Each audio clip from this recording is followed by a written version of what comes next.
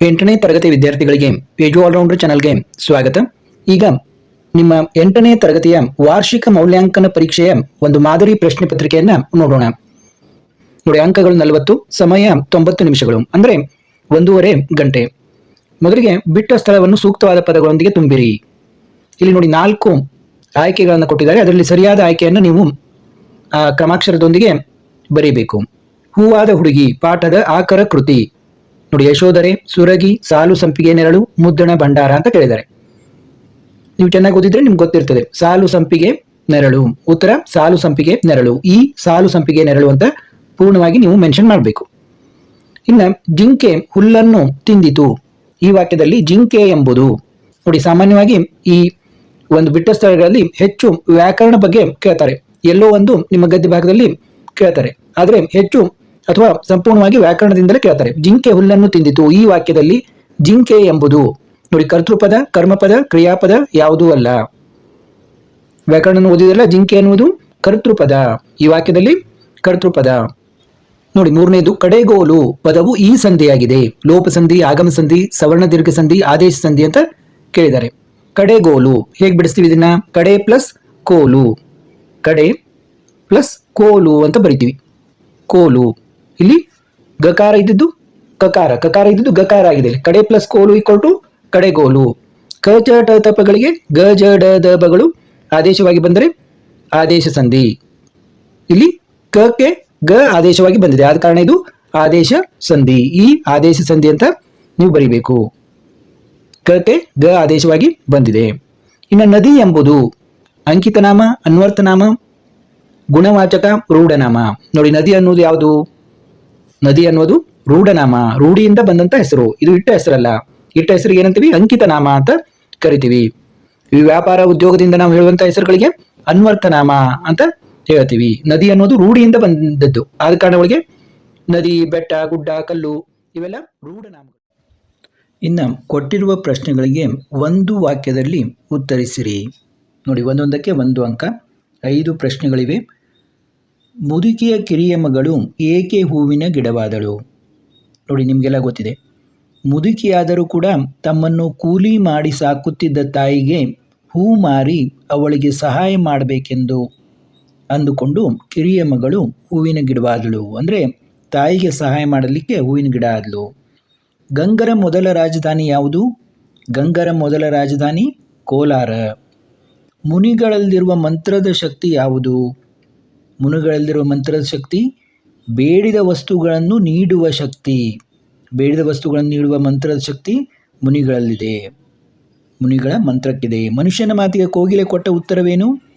ಕುಹು ಕುಹು ಎಂದು ಹಾಡುವ ಮೂಲಕ ಮನುಷ್ಯನ ಮಾತಿಗೆ ಕೋಗಿಲೆ ಉತ್ತರ ಕೊಟ್ಟಿತು.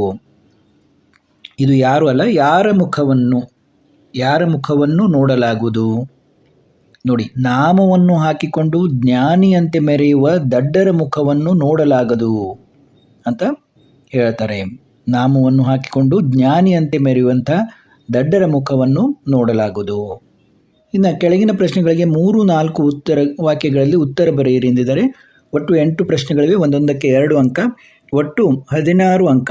ತಿಮ್ಮರಾಯನಿಗೆ ಮುದುಕಿಯು ವಿಧಿಸಿದ ಸೀಮೆಗಳನ್ನು ತಿಳಿಸಿ. ನೋಡಿ, ಪೂರಕ ಪಾಠಗಳಿಂದ ಸೀಮೆ ಅನ್ನುವಂಥ ಗದ್ಯ ಪಾಠದಿಂದ ಆಯ್ದುಕೊಳ್ಳಲಾಗಿದೆ. ಉತ್ತರವನ್ನು ನೀವು ನೋಡಬಹುದು.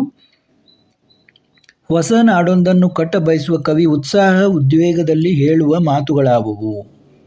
ಕಟ್ಟುವೆವು ನಾವು ಅನ್ನುವಂಥ ಪೂರಕ ಪದ್ಯದಿಂದ, ಪಾಠದಲ್ಲಿರುವಂಥ ಪದ್ಯದಿಂದ ಆಯ್ದಂಥ ಪ್ರಶ್ನೆ ಇದು. ಶ್ರೀರಾಮನು ಧಾನ್ಯಗಳ ವಿಚಾರದಲ್ಲಿ ಕೈಗೊಂಡ ತೀರ್ಮಾನವೇನು? ನೋಡು, ರಾಮಧಾನ್ಯ ಪರಿಚರಿತೆ ಈ ಪಾಠದ ಪ್ರಶ್ನೋತ್ತರಗಳಲ್ಲಿದೆ. ಈಗಾಗಲೇ ನಮ್ಮ ಚಾನಲ್ನಲ್ಲಿ ಎಲ್ಲ ಪಾಠದ ಪ್ರಶ್ನೋತ್ತರಗಳು ಕೂಡ ಲಭ್ಯವಿವೆ, ಅವನ್ನು ಕೂಡ ನೀವು ನೋಡಬಹುದು. ಗೆಳೆತನದಲ್ಲಿ ಯಾವ ದುರ್ಗುಣಗಳು ಇಲ್ಲವೆಂದು ಹೇಳಲಾಗಿದೆ? ನೋಡಿ, ಗೆಳೆತನದಲ್ಲಿ ಯಾವ ದುರ್ಗುಣಗಳು ಇಲ್ಲ ಅಂತ ಹೇಳಲಾಗಿದೆ ಗೆಳೆತನ ಪದ್ಯದಿಂದ. ತನ್ನ ಆಶ್ರಮಕ್ಕೆ ಬಂದ ಅತಿಥಿಗಳನ್ನು ಅರಣ್ಯಕ ಹೇಗೆ ಸತ್ಕರಿಸಿದನು? ತನ್ನ ಆಶ್ರಮಕ್ಕೆ ಬಂದ ಅತಿಥಿಗಳನ್ನು ಅರಣ್ಯಕ ಹೇಗೆ ಸತ್ಕರಿಸಿದನು ಅಂತ ಕೇಳಿದರೆ, ನಸುಕಿನಲ್ಲಿ ಲೇಖಕರಿಗೆ ಖುಷಿ ಕೊಡುತ್ತಿದ್ದ ಸಂಗತಿಗಳಾವುವು? ನೋಡಿ, ಅಮ್ಮ ಪಾಠದಿಂದ ನಸುಕಿನಲ್ಲಿ ಲೇಖಕರಿಗೆ ಖುಷಿ ಕೊಡುತ್ತಿದ್ದ ಸಂಗತಿಗಳಾವುವು? ಚಾವುಂಡರಾಯ ಯಾರು, ಆತನ ವಿಶೇಷತೆ ಏನು? ತಲಕಾಡಿನ ವೈಭವ ಪಾಠದಿಂದ. ದೊರೆಯ ಮಗ ದೇಶಾಂತರ ಹೋಗಲು ಕಾರಣವೇನು? ಹೂವಾದ ಹುಡುಗಿ ಪಾಠದಿಂದ.